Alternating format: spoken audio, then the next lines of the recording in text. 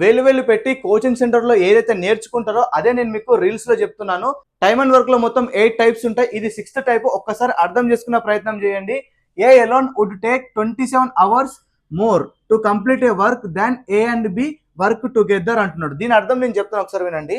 A and B కలిసి ఒక వర్క్ని ఎన్ అవర్స్లో చేస్తారు అని అంటున్నాడు. ఓకే, కానీ ఏ ఒక్కడు అదే వర్క్ని 27 అవర్స్ ఎక్కువ తీసుకుంటాడు అని అంటున్నాడు. అంటే ఏ ఒక్కడు వీళ్ళిద్దరు చేసిన వర్క్ని ఎన్ ప్లస్ 27 అవర్స్ ఎక్కువ తీసుకుంటాడంట ఈ అవర్స్ కంటే. ఓకే, తర్వాత ఏమంటుండు, B takes 3 hours more to complete a work alone than A and B work together. అంటే బి ఏమంటుండు, బి అనేవాడు వీళ్ళిద్దరు కలిసి చేసిన టైం కంటే 3 అవర్స్ ఎక్కువ తీసుకుంటాడంట.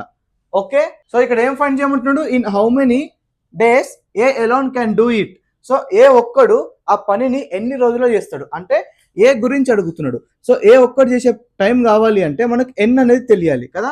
ఈ ఎన్ ఫైండ్ చేయాలి అంటే simple formula N is equal to square root of ఇక్కడ ఇచ్చిన 2 నెంబర్స్ని మల్టిప్లై చేస్తే అయిపోతుంది. 27 3 జా 81.